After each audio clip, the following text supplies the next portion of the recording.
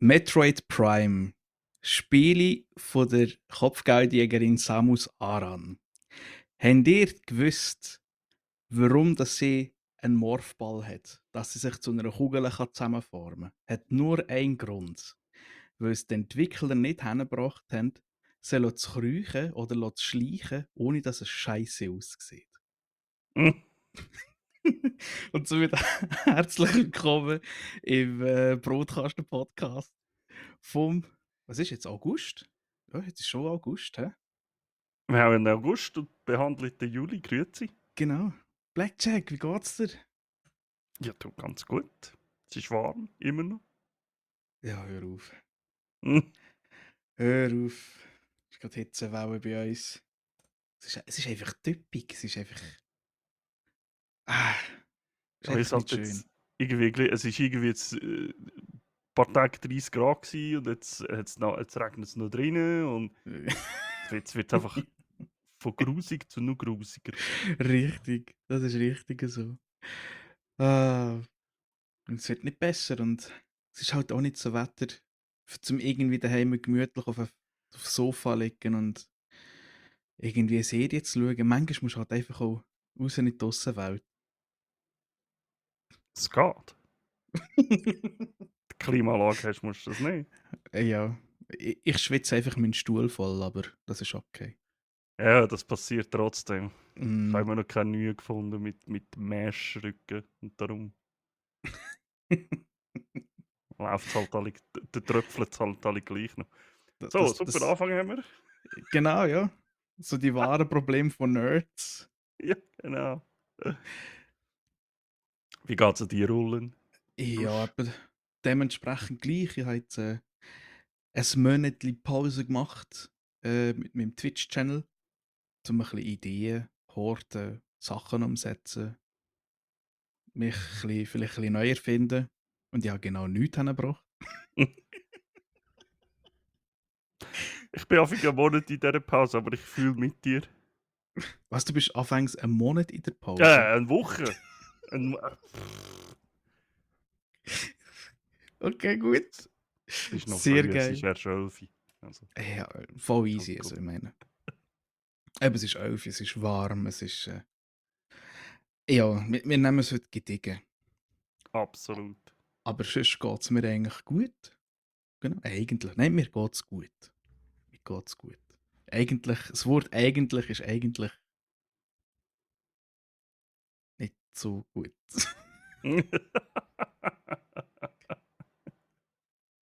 Genau, aber wir haben uns, glaube ich, trotzdem in der Lumpe und haben ein paar Sachen angeschaut. Äh, Absolut. ja, Es ist mehr meine... zusammengekommen, als ich Das gedacht denke. habe. Okay. Also, ich bin gestern nochmal alles durchgegangen und habe gedacht, what the fuck? Okay. Muss ich gleich vielleicht irgendwie ein bisschen zusammenstreichen, dann, sonst sind wir da wieder 2 Stunden dran. Was eigentlich nicht unsere Intention ist. Ja. So wie letztes Mal. Gut. Genau. Letztes Mal sind wir auch 2 Personen mehr gewesen. Absolut. By the way, nur mal ein riesen Dank an alle. Also es ist Richtig, ja. auch gut angekommen mit diesen Gästen. Auch im Nachhinein, nicht nur der Stream, auch wirklich so die Episode an sich ist, glaube ich, gut angenommen worden. Das ist Mhm. auch für mich, also es hat mega Spaß gemacht, mal zu vierten das zu machen. Ich glaube, das Es werden war wir mega irgendwie. spannend, gewesen, ja. Ja, voll. Und auch die Gespräche vorher und nachher mega cool gewesen. Ja. Genau. Also für die letzte Folge noch nicht gehört haben, geht sie hören. Ich weiss, es ist herausfordernd, sie geht 2 Stunden. Aber ihr müsst noch vorstellen, für uns war es noch ein bisschen mehr gewesen. Wir haben 6 Stunden miteinander geschwätzt. Ich glaube, irgendwie um das herum, ja. Also es ist. Aber es hat Leute gegeben, die haben sich wirklich komplett die vollen 2 Stunden Wow. durchgezogen. Also ich ha vom Mr. Blatch zum Beispiel ein Feedback bekommen. Gehabt. Was? Das sind 2 Stunden gewesen? Kompliment, ganz tolle Folge gewesen. Also jetzt Das, auf das... mehrere Zugfahrten aufteilt. Aber du, ist ja schön, wenn die Zeit so schnell kann vergehen kann, wenn man ein paar Nerds kann zulassen kann. Äh, Absolut. Tatsächlich möchte ich noch etwas anderes anmerken. Ich glaube, wir haben eine neue Zahl von Follower geknackt, die ich mega cool finde. Wir haben, haben wir noch 30? Also sind es jetzt wieder 29? Ich gehe grad schnell, ich kann dir's grad sagen, ob es immer noch 30 sind. Nein, irgendjemand ist wieder abgesprungen. Also, liebe Zuhörer oder Zuhörerin, wo wieder abgesprungen ist, tu uns doch ein Feedback geben, was wir besser machen können, Genau. dass du uns wieder folgen Und tatsächlich möchte ich eigentlich auch da allgemein einfach allen Leuten danken, die uns so Support geben, die uns Rückmeldungen geben, die Spass daran haben. Ja, eben, man kann es zu allem brauchen, man kann es zum Zug fahren brauchen, man kann es brauchen dazu, ja, jetzt kommt der Running Gag, in der Badwanne einzuschlafen und so. Genau. Ja, von dieser Person, die einschläft bei unseren Podcasts, ist auch wieder ein Feedback gekommen. Oh je. Ich weiss nicht, habt ihr zusammen geschaut, den Film, oder hat er selber echt geschaut? Welcher Film? Also, ich lese schnell vor, was er geschrieben hat. Also, der Ja. Flo hat geschrieben: «Geil! Natürlich habe ich den blöden Trailer geschaut von Rebirth. Sieht schon ziemlich schlimm aus. Muss ihn auch schauen.» Nein! Nein, stimmt. Er ist irgendwie so zwei, glaube eine Woche später, habe ich ihn gesehen. Und dann ist er auf mich zugekommen und hat gesagt, halt, ich weiß nicht, aber der hure Rebirth-Film, was ist das für ein kaputter Scheissdreck? Etwa so hat er es gesagt. Wir haben ihn nicht zusammen geschaut, wir haben eigentlich etwas anderes vorgehabt. Den werden wir aber auch erst nächste Woche nachholen, den Film. Ja, Genau, nein, aber Rebirth, es stimmt, shit, wir hätten Rebirth können schauen letzte Woche. das ist, also, ja, ich verstehe seine Reaktion voll und Ja, ganz. ja. Das ist wirklich, und eben, ich muss auch sagen, das ganze Projekt steuert mich auch wieder ein bisschen darauf zu, ein bisschen mehr Sachen abzuschließen. Nicht irgendwie Serien anzufangen oder Filme oder Games anzufangen und nachher dann mit drin sagen, nein, ja, lass jetzt einfach schleifen. Mhm. Sondern ich will es fertig schauen, damit wir auch fix können darüber reden. Auch wenn es mir eigentlich den ganzen Juli gebraucht hat, um etwas ganz Spezifisches zu schauen. Ich glaube, da kommen wir dann noch drauf. Ja, also ich weiss nicht, willst du grad mit dem einsteigen, mit dem, was ich leider verursacht habe? Ah, ich glaube, das hast du schon in früheren Podcasts erwähnt. Wir haben darüber geredet, über Clarksons Farm. Clarksons Farm ist eine Produktion von Amazon, läuft auf Amazon Prime und handelt von Jeremy Clarkson, der früher bei Top Gear mitgemacht hat und auch The Grand Tour, glaub, gemacht hat, auch währenddem das gelaufen ist. Mhm. Und der baut in Großbritannien, also ja, in England, baut er eine Farm auf von einem Stück Land. Ich bin mir jetzt nicht sicher, ob er es geerbt hat oder ob er es gekauft hat. Das weiss ich tatsächlich auch nicht. Ich bin mir jetzt nicht sicher, ich glaube am Anfang sagt es mal, aber eben, das ist schon ziemlich lang her. Und, aber für alle, die Amazon Prime haben, schaut die Serie. Das ist einfach ein Stück Gold. Es ist mega unterhaltend. Es hat so viel geiles Zeugs drin. Also, ich glaube, ich habe noch nie bei einer Serie so viel müssen lachen wie bei der. Es ist Echt. Aber du gehst eigentlich durch alle Gefühlsebenen durch. Es ist mega lustig. Du wirst hässig. Du fragst dich ernsthaft über diese Sachen. Und es ist auch teilweise mega traurig. Es ist halt einfach, es ist halt wirklich ein richtiges Leben in dieser Serie. Genau. mhm. Ja, richtig. Also es zeigt er halt nicht nur, wie verplant der Clarkson allig ist, wenn er wieder irgendeine Furzidee hat, die einfach 0, gar nicht durchdacht ist, sondern es zeigt er halt wirklich auch so ein bisschen, wie das Farmerleben dort oben jetzt im Moment so ist, wie die Umstände sind, wie sie zu kämpfen haben mit äh, Wetterbegebenheiten, mit Regularien und weiss ich was und so. Ja. Es zeigt halt wirklich ein bisschen alles. Ja. Und das finde ich auch gut tatsächlich. Nebst dem, dass einfach fucking witzig ist bis zum Ende raus. Genau. Also ich muss auch ehrlich sagen, ich bin auch da gehockt ein paar Mal. Ich hocke ein paar Mal zu Abend da. Oder als letztes Jahr gedacht, weil wir wohnen in der Nähe von Bauern. Und wenn der dort auch mit seiner Maschine drüber fährt, habe ich mir auch gedacht, alter Scheiße, das ist ein riesen Bütz, was die eigentlich machen. Und schlussendlich kommen die eigentlich, bös gesagt, gar nichts über dafür. Die machen das einfach wirklich, weil sie für das leben. Das ist Mhm, ihr Hobby und das machen sie gern. Also jetzt haben wir so dargestellt in dieser Serie, aber ich glaube, also ich kenne noch einen, der Bauern, und der hat auch gesagt, er macht das, weil es ihm gefällt. Aber eben, es regt einem auch zum Nachdenken an. Ich habe mir letztens eben auch überlegt, hey, anstatt dass du mal in Coop gehst, go posten oder so, wenn irgendwie nur Gemüse oder Früchte willst, wir haben in der Nähe immer einen Hofladen, warum gehst du es mhm. nicht dort kaufen? Ist zwar Voll. je nachdem, entweder ist es günstiger oder teurer, aber du weißt erstens mal, was du hast, und zweitens unterstützt du einfach die Bauern von der Schweiz. Und ich weiss halt nicht, wie es verglichen wird, also wie es kannst du vergleichen mit England und Schweiz, was die Bauern anbelangt. Aber ich glaube, so die Natursachen und so ist eigentlich tendenziell gleich verschissen, wenn es dich verseicht. Dann hast du Lampen mit dem Gut, mit dem Erntegut. Wenn es nicht seicht, hast du Pech mit dem Erntegut. Wenn es plötzlich kalt wird, also eben, genau. Ja, ich glaube, dort ist schon ähnlich. Und das mit den Hofläden, das absolut. Hey. Also, Ja. wenn ihr es euch könnt leisten könnt, wenn ihr in der Nähe oder so, oder auch wenn ihr ein bisschen fahren könnt, in einen Hofladen das Zeug posten. Ich mache das auch immer mehr. Also mittlerweile nicht mehr immer mehr, sondern einfach, wenn ich posten schaue ich auch, dass ich in so Hofläden posten oder allgemein mehr schaue, dass ich regionales Zeug poste. Mhm. Ähm, ja, es ist nebst dem, dass ich finde teilweise, dass es besser ist. Ja, da kommt noch dazu hin. Genau. Da ist schon die richtigen Würmer drin, nicht Die importiert. richtigen Würmer drin, ja genau. Die heimischen, die verursachen weniger Bauchweh. Aber jetzt muss ich dich wirklich mal fragen, was ist so deine Lieblingsszene? Machen wir mal Klammern auf, Vorsicht, Spoiler, Mhm. Klammern zu. Was ist so deine Lieblingsszene in dieser Serie? Also ich habe tatsächlich zwei. Eine ist ganz am Anfang und eine ist von der letzten Staffel. Mhm.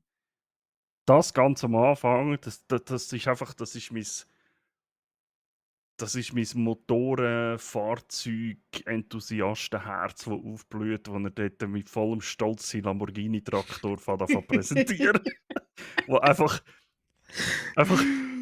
völlig überdimensioniert ist. Du kannst mit keinem Auto mehr kreuzen, wenn er zu fahren kommt. Und Nein, in Gaden rein, also respektive in Unterstand rein, passt er auch nicht. nein. Hat er Ja, dann gemerkt, wo er ihn schon hatte. ja, und er kann keinen Anhänger anhängen, weil er den Das kommt falschen, noch dazu. weil er den falschen Anhängerkupplung hat. Falsche Anhängerkupplung. Oh, Er muss ihn umbauen. Ja, was? ja. Ja, was? Also, Und ja. die zweite Szene ist in der letzten Staffel, wo sie die Pilze anbauen. Boah, ja. Wo sie denken, ja, wir probieren es mal, wir tun mal etwas rein und dann geht er nachher rein. Alles voll. What the fuck mache ich mit so viel Pilz? Das ist krass. Ja, der hat unendlich an Pilz. Das Er hat ist unendlich an unglaublich. Pilz. Ja. Aber ich finde es geil, was er daraus gemacht hat, aus dem das ist ja irgend so eine, Das war, glaube ich, ich ein weiss nicht, Bunker gewesen oder so, ja, nicht? irgendetwas. Und einfach so die Tunde, ja, Boomer, ich meine, ist ja perfekt von den Ja, Bedingungen und so. Und genau, ja. also, ich finde das der Hammer. Ja, es ist wirklich, vor allem, was der dort alles rauszieht, das ist, ich weiß gar nicht mehr, wie viel Kilo er dort einmal rausgefischt hat. Ich finde es einfach geil, wenn du siehst, er holt mal ein paar Kisten raus, dann gibt es einen Cut, ist einfach der ganze Boden voll Kisten. Einfach Ja, immer mehr und mehr und mehr und mehr. So gut, hey. das ist wirklich gut, ja. Was ich muss auch sagen ist, was halt eben noch Leben dort drin war, ist, er hat 2 Personen, die ihm helfen. Der eine ist so ein 21-jähriger Bauer, der eigentlich das fürs ganze Leben her schon vom ganzen Leben her schon macht. Und er hat einen Berater, der ihm so zur Verfügung gestellt worden ist oder wo ihm einfach das Wissen zur Verfügung stellt: «Hey, was muss ich kaufen, was muss ich anbauen, was sind eben so die Reglemente, die er muss beachten.» Und ich finde es schön eigentlich, wie sie am Anfang, in der ersten Staffel, so zu sagen: «Ja komm, er macht halt eh nur Scheissdreck.»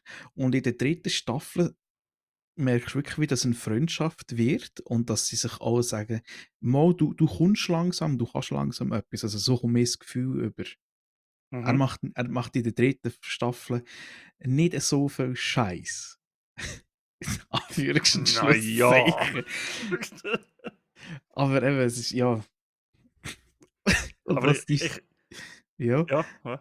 Also, was ich noch wollte sagen ist, was die Serie sehr, sehr, sehr erfolgreich macht, ist eine Sache: Ja. dumme Gesichter filmen. Aha, okay. Auch ja. Ja, wirklich.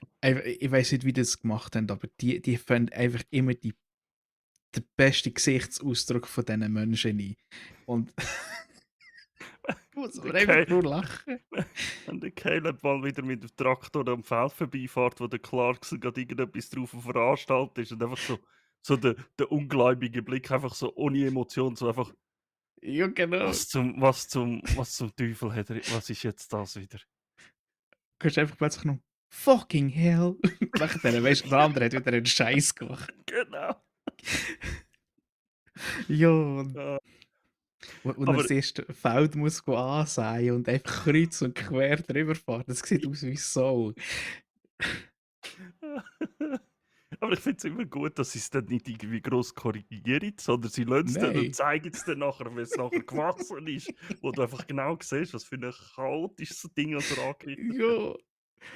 Aber es ist so gut, dass ich halt so manchmal muss lachen. Also von mir wirklich, ich habe mir ein Sheet gemacht und die Serie hat von mir ein 10 von 10 bekommen. Weil es ist unterhaltsam, es ist auch nie langweilig. Mhm. Ähm, oder, ja, nein, es zieht sich nicht wirklich irgendwie, sie tun es gut schneiden. Ähm, ja. Und eben, sie zeigen auch sehr, sehr viel Emotionales. Also er will dann nachher dann Kühe, Säue und Schafe hat er, wo er nachher dann je nachdem eben auch verkaufen oder respektive halt go schlachten. Und du merkst halt bei ihm oder auch bei seiner, was ist Freundin oder Frau, die er hat, dass es Lebensgefährtin, ja. Lebensgefährtin, dass es überhaupt nicht einfach ist, so die Tierchen wegzugeben. Das ist, ja, ist halt das, Ja, was er dort machen ich glaube, es ist aber auch nachvollziehbar, wenn du dich irgendwie 'n Jahr darum gekümmert hast, aufgezogen will. hast, Ja, geschaut hast, dass es denen gut geht, gemacht da und so, dann habe ich das Gefühl, ist es für jeden nicht einfach so etwas dann, wegzugeben. Absolut. ja. Und ich glaube auch, du lernst dort auch so ein bisschen, dass das von dieser Arbeit, die du machst, schon irgendwie einen gewissen Abstand musst haben. Mhm. Sonst gehst du kaputt. Wie der Felder Aber von ihm. aber, ein Highlight müssen wir natürlich ganz, ganz stark hervorheben noch. Ich glaube, das ist ja so ein bisschen unser Fan-Favorite, geworden, wenn man es so sieht. Es ist zwar manchmal ein bisschen schwierig, aber Jetzt habe ich aber mir mal so ich will überlegen. das schnell in paar kurzen Worten Oh je. fassen. I tell ya whatever ruled Pribanishlik oder now is nicht. The fucking Gerald. Der ist einfach hilarious. Ein kurzer Disclaimer, ich hatte jetzt nicht einen Schlaganfall gehabt oder so, aber es gibt eine Figur, der Gerald in dieser Serie. Er ist einfach ein Living Legend. Der kann Ja. alles, aber irgendwie kann er es nicht erzählen. Wenn der Englisch redet, verstehst du den Anfang und den Schluss. Alles zwischendrin ist Kauderwelsch. Ja, also D es soll jetzt nicht böse sein, aber das ist wie wenn du, sage jetzt mal, 'n Schweizer, irgendwie Zürcher oder Berner, was auch immer, ins Wallis geht und du wirklich mit so 'm oder mit jemandem, der so mit so einem ganz speziellen Akzent gehst diskutieren. Du verstehst ihn nicht. Oder sehr, sehr, sehr schwer. Und das ist so ein Running Gag, wo sie immer wieder einbauen über 3 Staffeln, dass der Clarkson einfach den anderen nicht versteht, Mann. Und es äh, ist so gut. also, eins vom Besten ist ja wirklich, wo sie zusammen irgendwie am Traktor fahren sind. Also, jeder in seinem eigenen. Und der Gerald ist ihm da voll über den Funk irgendwie etwas am Verzapfen. Der Clarkson. Ja, ja, ja. Ja, Ja, ja, es ist so ja, gut. ja. Sag doch nur ja. Und Das ist das Geilste finde ich, das haben sie aber erst in der Staffel 3 gemacht. Also dann, wo ich geschaut habe, haben sie in der Staffel 1 und Staffel 2. Ich habe einfach mal gedacht, komm, ich tu mal die deutsche Version schauen, die deutsche Synchronisierung. Und der Gerald haben es einfach nicht synchronisiert. ja, wie? Das habe ich so lustig gefunden. Nein, das ist eben, ich kann es immer wiederholen, die Serie ist Gold. Die Serie ist Absolut, Gold. Aber, absolut. aber wirst schon mit solchen Sachen konfrontiert und dann musst du sagen, Alter, hört doch einfach auf diskutieren. Macht es doch einfach nicht. Ja. Zum Beispiel, dass er Sachen nicht bauen darf, weil der andere dann seinen Nachthimmel nicht mehr anschauen kann und so Zeug. Also, oh. Ja, ja, das mit ihrem Ja, mit dem Council und Council. so, ja, das ist ganz heftig. Aber Also, das ist ich ich sage immer nur, dass, viel ist dort einfach nur wahrscheinlich viele ist meine Vermutung nicht und einfach so: „Ja, mhm. dem reichen Schnösel zeigen wir's jetzt.“ Ja, Ich aber meine ich glaube, das sagt ja er selber auch. mhm, Das sagt ja er selber auch in einer mhm. Aussage. Er sagt, schau, die tun nur so blöd, weil die wissen, ich habe Geld und die, äh, die mögen mir es nicht gönnen. Also eben, wie fest er das meint, ja.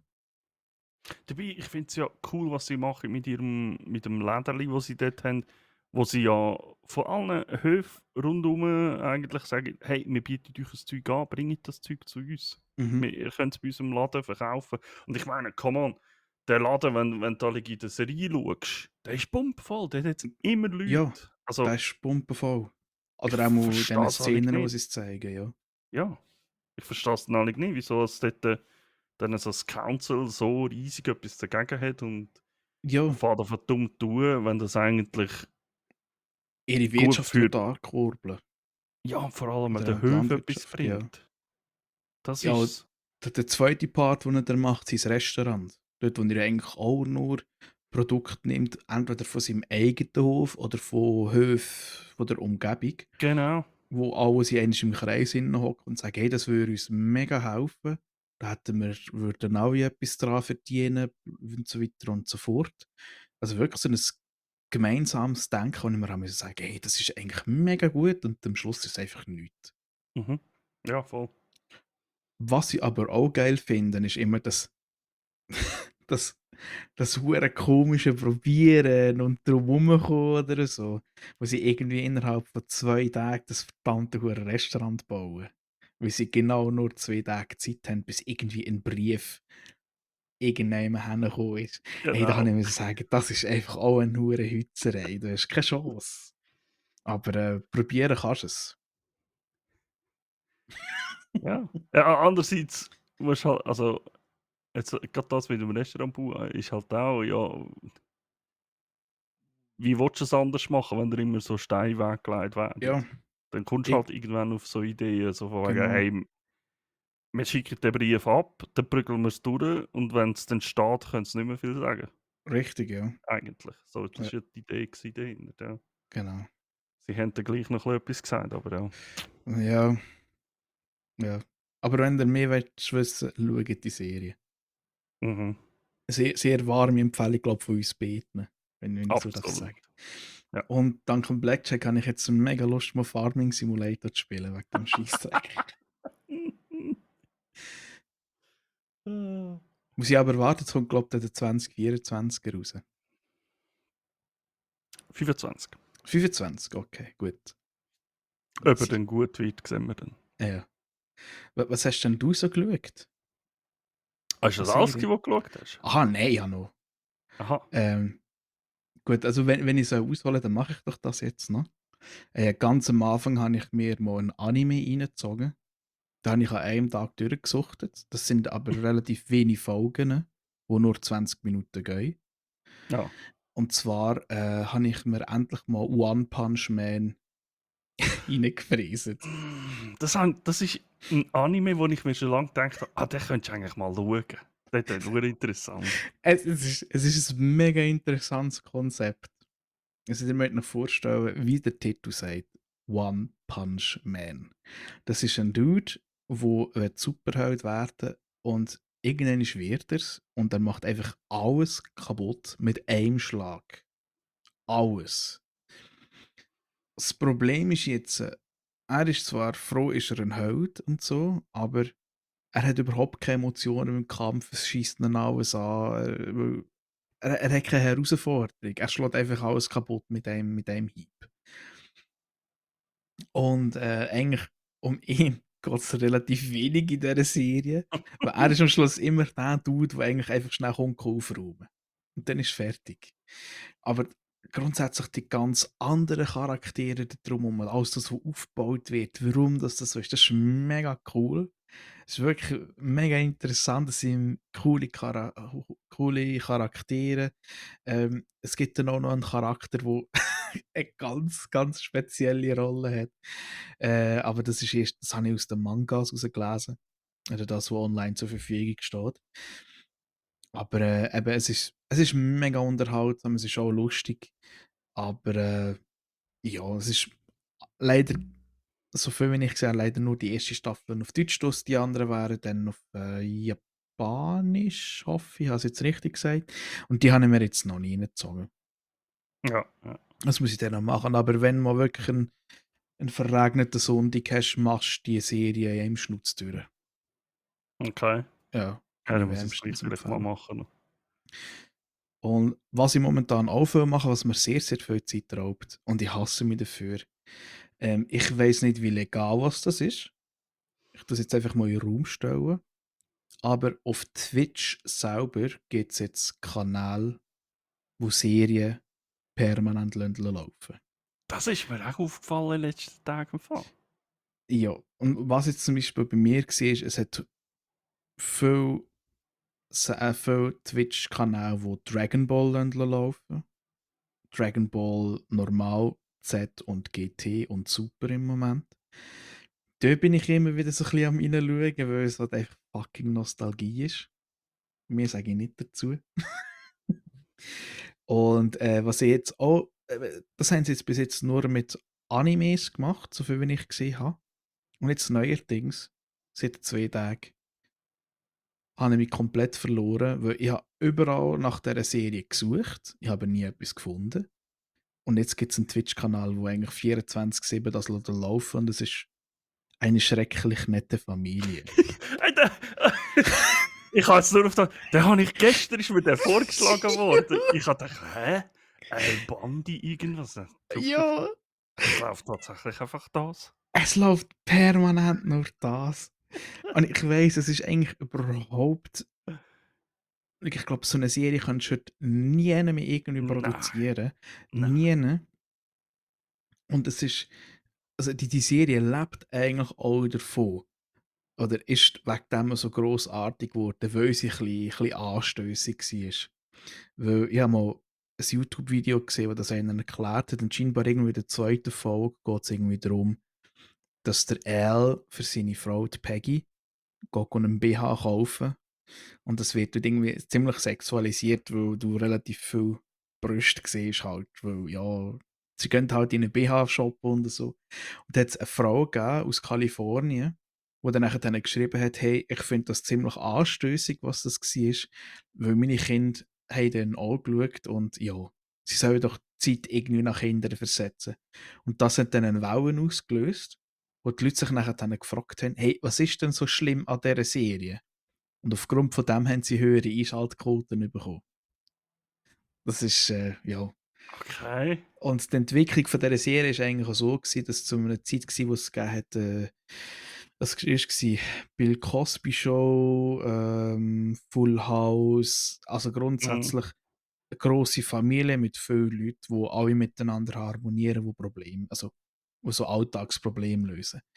Und sie haben sich dann nachher gedacht, ey, wir können jetzt schon wieder so eine machen, komm, wir machen mal einfach etwas, was pures Gegenteil ist. Einfach eine Familie, die nicht funktioniert, die sich alle hassen und überhaupt.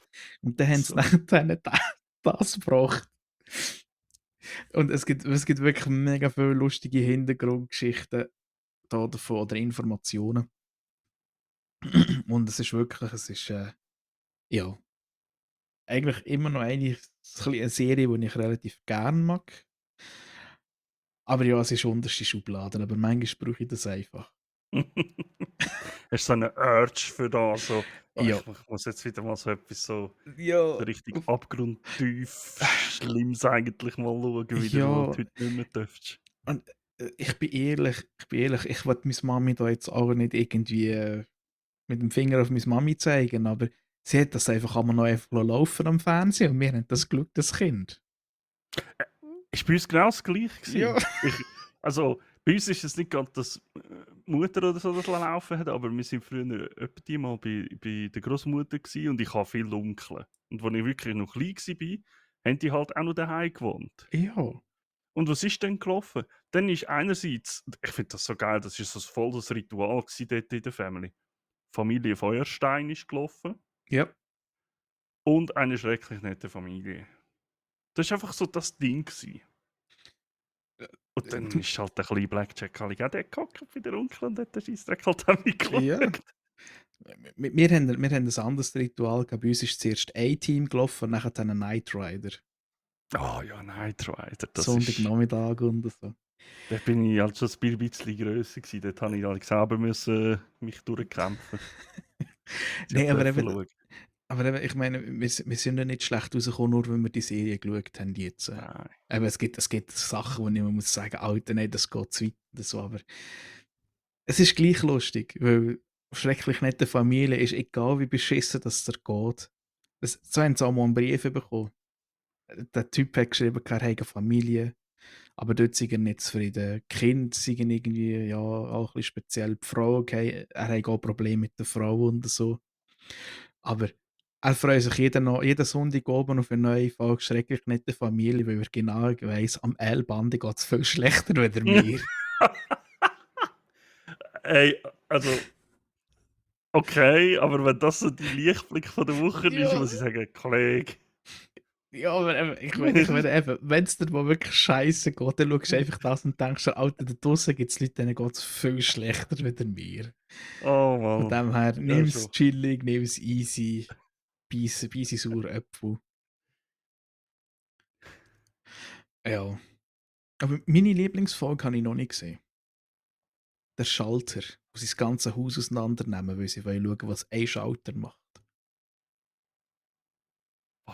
Ich glaube, ich mag mich erinnern daran, an die Folge, aber es ist so lange her, ich habe das so lange nicht mehr geschaut. Ja, also eben, wie gesagt, also ich glaube, wenn ihr es schaut, ist es egal, aber ich weiß nicht, wie legal das ist, wenn du das auf Twitch Ja, zeigen. aber ich muss sagen, ich habe schon ein paar solche Kanäle mittlerweile gesehen. Auch einen, der zum Beispiel Alf gezeigt hat. A-Team habe ich auch schon Stimmt, ja. einen gesehen. Also, ich weiß nicht, ob das. Die ganze Rechte und so, irgendwie gibt es ja dort auch irgend so ein Ablaufding. Die Mhm. laufen irgendwie so und so lang und dann aufs Mal siehst du das überall. Ich weiß nicht, ob es mit dem etwas zu tun hat, vielleicht oder so, wer weiß. Dass Gut, das weißt jetzt du, auf weißt, einmal so aufkommt. weißt, ich meine, jedes Wochenende läuft die Autopop Ross, die malen. Ja, Aber ja, ich weiß, glaube nicht, ich glaube, das wird irgendwie also so viel wie ich mal gehört habe, wird das irgendwie von einem Familienmitglied von Bob Ross wird das geführt. Und okay. von dem her ist es irgendwie so eine Grauzone. Ja. Aber ja. Irgendwie finde ich es geil, ich will es ausnutzen, solange es geht. Und ja. Ja, der Al Bundy. Ich Ja. habe ich ha diese Serie gefeiert, also gefeiert, jetzt ist es übertrieben gesagt, aber ich habe sie tatsächlich immer so schlecht gefunden, wo er auch wieder vorgekommen ist, jetzt in den letzten Jahren. Modern Family, Ja, genau. Ja, die das habe ist, ich auch mal die geschaut. ist auch super. Die ist auch Ja. super. Sehr zum Fremdschämen manchmal, aber Es so hat auch wenn recht. der Phil wieder irgendwie so einen Scheiß. Ja, genau, lenke ich mir eben auch mal in den Kopf. Ja. Aber auch das ist eine Serie, wo so ein bisschen durch alles durchgeht, von der Emotionsbahn. Hauptsächlich das Hauptmerkmal ist lustig, aber manchmal drückt es dir halt einfach nur schnell so eine, weiß nicht, so eine trockene. Realitätsstempel rein. Genau, genau. Ich glaube, von der Serie her. Oh, ja. Wir müssen noch Oh, schnell über etwas reden. erzähl. Habe ich etwas Acolyte. angestellt? Oh, ja. Acolyte. Die Serie ist fertig. Am 18.07. habe ich die letzte Folge geschaut. Mhm. Mitte Juli. Wir haben schon letztes Mal haben wir relativ viel über die Serie geredet. Wer sollte schauen, eben die letzte Podcast-Folge anschauen. Es ist von mir her nicht viel Schönes gesagt worden. Aber ich muss ehrlich gesagt sagen, ich bleibe dabei. Die, Se die Serie ist, es hat ein paar geile Szenen drin, aber wenn sie, das ist meine Meinung, wenn sie das so weitermachen, wird Star Wars nicht mehr Star Wars sein, so wie wir es kennt haben. Also auch für die neue Generation. Für die, die Mhm. es geschaut haben, also für die es vorher geschaut haben, die Prequels geschaut haben, die Originalfilme, ja, für die wird es gleich bleiben, aber ja, für unsere neue Generation, sage ich jetzt mal, hast du viele Sachen, die wahrscheinlich dann nicht mehr so werden passen. Mhm. Ähm, Was soll ich sonst noch sagen? Eben, die letzten 2 Folgen habe ich wirklich durchgesucht und musste sagen, hey, aus meiner Sicht, von dem Wissen, das ich habe, hat es viele Fehler drin, viele Sachen, die sie jetzt neu schreiben und auch Sachen, die sie anlängen, wo ich mir muss sagen, Alter, wenn du dort jetzt einen Fehler machst, dann ist fertig. Dann ist echt fertig. Ja, es kommt eine Figur drinnen vor, die bis anhin von niemandem angelenkt worden ist, außer es gibt ein Buch davon. Und wenn sie die verkacken, dann ist wirklich, dann ist das Franchise am Brennen, sage ich. Ja. Also von mir her ganz, ganz, ganz schlechte Bewertung. Aber vielleicht bin ich auch einfach zu voreingenommen dafür. Ähm, also die Serie an und für sich, ich tue jetzt einfach nur die Serie, nicht das, was politisch drum gegangen ist. Das finde ich das gehört nicht dorthin. Einfach das, was in der Serie passiert, das passt für mich vorne und hinten nicht teilweise. Okay. Ja. Einfach so Widersprüche, die plötzlich kommen. Also innerhalb von 10 Minuten zuerst so, hey, sie ist nicht tot. Und nachher dann, ja, ich glaube dir, sie ist nicht tot. So, hä? Du hast vor 10 Minuten gesagt, du bist dir hundertprozentig, zu 1000% sicher, sie existiert nicht mehr. Und jetzt bist du der Meinung, jetzt ist sie plötzlich wieder rum. Nur weil der eine sagt, ich glaube, ich habe sie gesehen. Ja. Also es ist einfach, das Ja, Writing ist auch nicht gut. Das ist einfach so gesagt. ich Und, glaube. Ja, sorry, mach noch. und vielleicht noch als Abschluss, ich schaue einen YouTuber und dem seine Worte möchte ich eigentlich gerne wiederholen. Wenn es dir gefallen hat, gut für dich. Wenn du Kasse hast, oder wenn es dir nicht gefällt, auch gut für dich. Entweder gefällt dir die Serie oder sie gefällt dir nicht. Punkt. Alles andere, ja, genau, weil eben, dort werden auch schon Hassdrohungen, Morddrohungen als Schauspieler ausgesprochen. Und ich muss sagen, Bro, lasst die Leute doch einfach sein. Die machen ihren Job. Wenn es halt jetzt eine mal schlecht geschrieben hat, können die nichts dafür. Punkt. Das ist, ja. meine abschließende Meinung. Entweder gefällt es dir oder es gefällt dir nicht. Ich meine, bin ich eigentlich bei egal welcher Serie dieser Meinung. Entweder gefällt es dir oder es gefällt dir Ja. nicht. Das ist, aber das ganze Drama um Acolyte, aber auch schon die vorherigen Serien, Mhm. gewisse, die gekommen sind, ich finde das viel zu überdramatisiert. Ich bin jetzt nicht ganz so tief in dieser Materie Star Wars drin wie du vielleicht oder wie andere. Ähm, aber ich muss auch mal sagen, ey, chillt mal eure Base. Also, weißt, man kann Sachen kritisieren, finde ich Mhm. okay. Wenn man sagt, hey, ja, ich mache da jetzt mal ein Beispiel aus meiner Meinung zum Beispiel. Ich habe es immer kritisiert, dass sie bei Herr der Ringe den ganzen Part um Tom Bombadil einfach nie in den Film irgendwo irgendwie thematisiert haben. Das ist Ja, einfach weg gewesen. das stimmt. So etwas kann ich verstehen, wenn man sagt, hey, warum?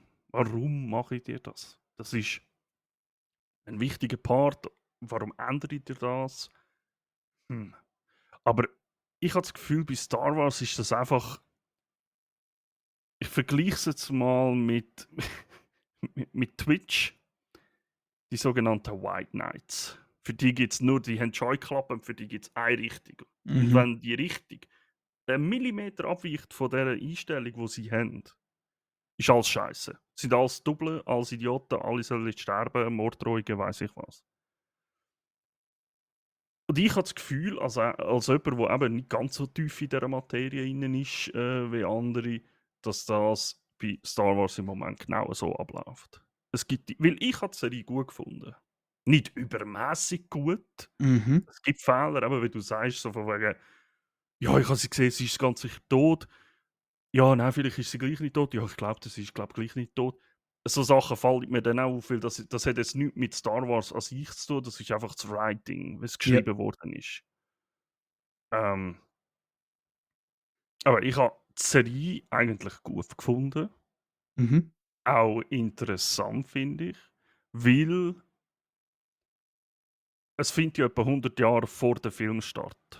Genau, So wie es gesagt worden ist. genau. Und ich finde das mega interessant, mal mehr Einblick ins Handeln von der Jedi damals zu sehen. Ja. Wie hat der Orden gelebt damals? Wie hat das funktioniert? Und da sieht man jetzt auch schon, ich wollte jetzt niemand irgendwie gross spoilern, aber jetzt zum Beispiel also in den letzten 1, 2 Folgen siehst du auch so ein bisschen, wieso ist es nachher so weit gekommen in den Film? Oder wie es dann in den Film ist, weißt du? Ja. So ein Stück weit die ich sage jetzt nicht Intrigen, aber das, was im Hintergrund halt abgelaufen ist. Ich glaube, du weißt, auf Ja, ja, was ich raus weiss, was du als ich meinst, wollte ja. dort. Und das habe ich einfach mega interessant gefunden. Mal die Hochzeiten so ein Stück weit von der Jedi gsi, wo sie eigentlich angesehen gsi sind in vielen Gebieten und so. Wo du gekommen bist als Jedi, dann ist das etwas gsi und nicht Ja, irgendetwas Seltenes.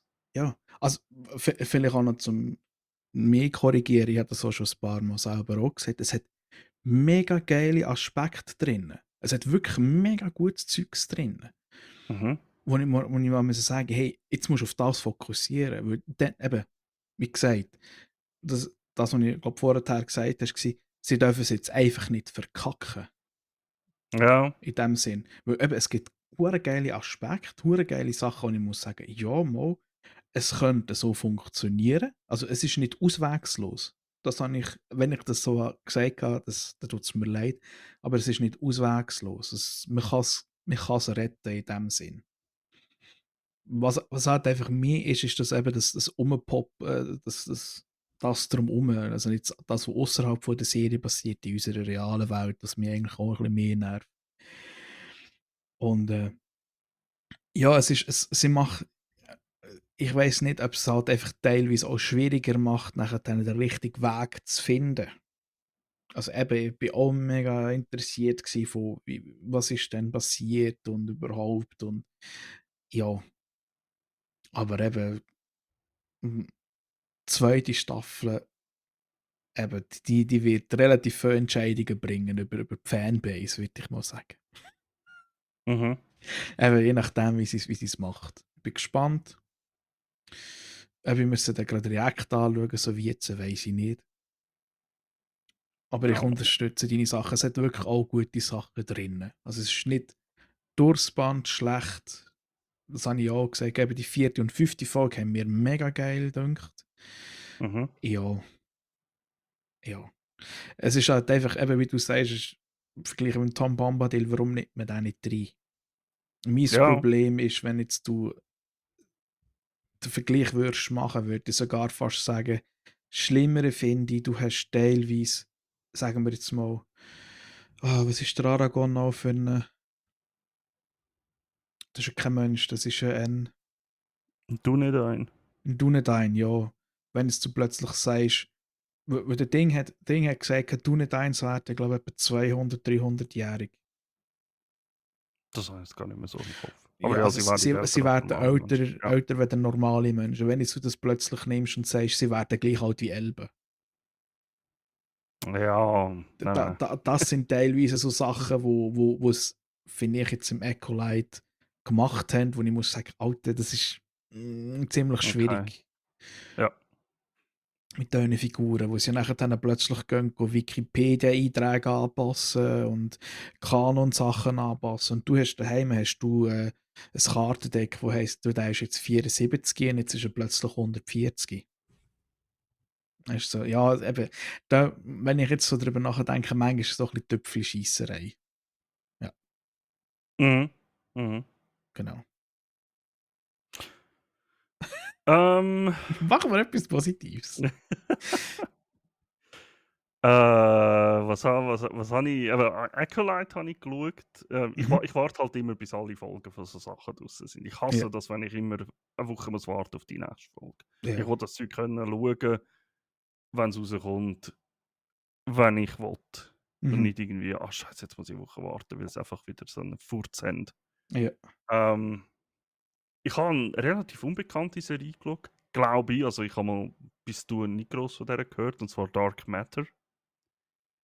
Ähm Ist, glaube relativ aktuell. Ist auf Apple TV Plus verfügbar. Geht so ein bisschen um alternative Realitäten und so, und, Mhm. ist nicht zu sehr abgespaced, obwohl der Schluss eigentlich habe ich habe schon gleich mal das Gefühl gehabt, es läuft auf das raus, was dann passiert ist. Aber also, ich habe sie richtig interessant gefunden tatsächlich. Die hat mich recht ein bisschen in den Bann gezogen gehabt. Tatsächlich auch ein bisschen zu empfehlen, wer ein bisschen auf das steht.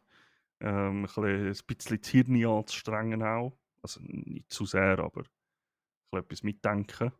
Wird denn die noch produziert oder ist die schon fertig? Also die ist im Moment fertig. Ich weiß nicht, ob es weitergeht. Okay. Ich sage es mal so, das Potenzial wäre wahrscheinlich da, aber ich glaube, so wie ich es jetzt gerade nicht mehr richtig im Kopf habe, ist die Geschichte, glaube ich, so weit erzählt. Okay.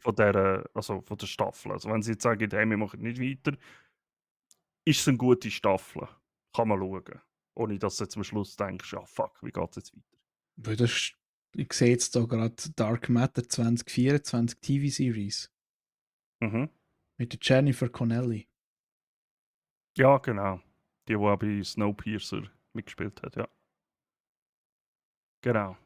Also es ist wirklich, wenn man ein bisschen so auf das, mit ein bisschen alternativer Realität, das ist jetzt nicht zu abgespaced oder so, aber Mhm. wer das gerne hat, echt mal reinschauen. Ich glaube, das kommt auf meine Liste.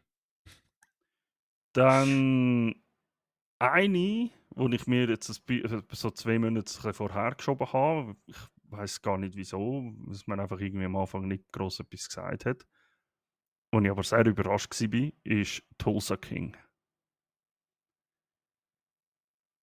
Mit dem Sylvester Stallone in einer Okay. Serie als Mafiosi. In der Oh, heutigen Zeit aber. wie heisst die? Tulsa King. Du hast wahrscheinlich bist mal irgendwie über Clips gestolpert auf Insta, weil so bin ich schlussendlich auch wieder drauf gekommen.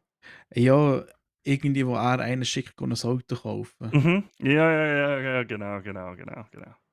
Es ist wirklich eine hochwertige Serie. Ich war richtig überrascht gewesen und wird zum Glück fortgesetzt. Ich glaube, im Englischen von, glaube im September.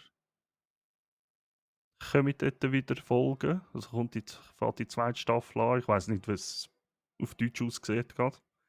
Aber ist, also, ich sag's mal, wow, mit was willst du, ich habe es schwierig, jetzt das irgendwie zu vergleichen mit etwas.